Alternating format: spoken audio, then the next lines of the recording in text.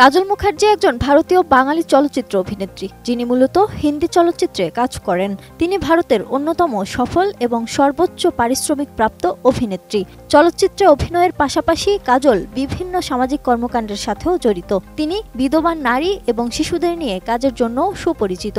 তবে নিজের কিছু ব্যাপারে তিনি গোপনীয়তা রক্ষা করে চলতেন। তবে অনেক বছর পরে হলেও তার জীবনের কিছু গোপন গল্প প্রকাশ্যে আনলেন। ডিজাইন, এলিগেন্স, বিউটি, সেরা পণ্য সবার জন্য জেভিকো।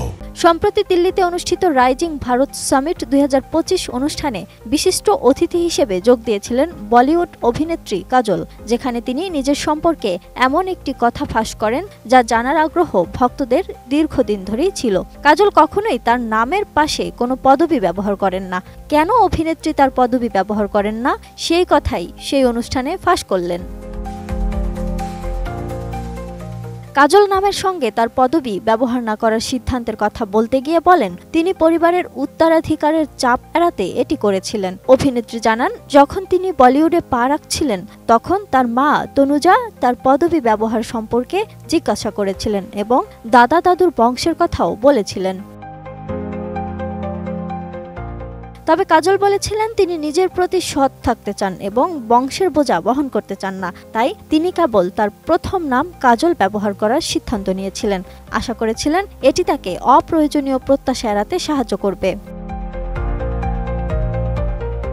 রাইজিং ভারত সামিট 2025-এ কাজল বলেন, এটি একান্ত নিজের পছন্দ ছিল, কিন্তু তারপর থেকে এখনও তিনি অনুভব করেন যে তিনি কারোর পক্ষ নিতে চাননি কখনোই। তিনি আরও বলেন, তিনি নিজের প্রতি সৎ থাকতে চেয়েছিলেন, বংশের বোঝা হতে চাননি কখনোই। তাই তিনি ভেবেছিলেন যদি তিনি কেবল কাজল নামে পরিচিত হন তাহলে হয়তো তার উপর এত চাপ থাকবে না।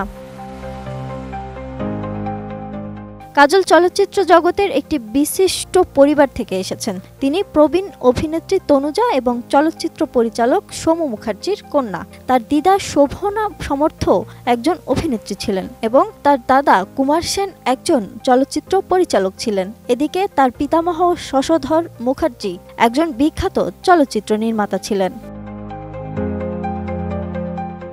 অভিনেত্রী কাজলকে পরবর্তীতে কায়োজ ইরানির ছবি শারজামিনে দেখা যাবে, যেখানে সাইফ আলী খানের ছেলে ইব্রাহিম আলী খানও অভিনয় করবেন। তার অভিনীত বিশাল ফুরিয়া পরিচালিত মা ছবিটি 2025 সালের 27শে জুন প্রেক্ষাগৃহে মুক্তি পাবে।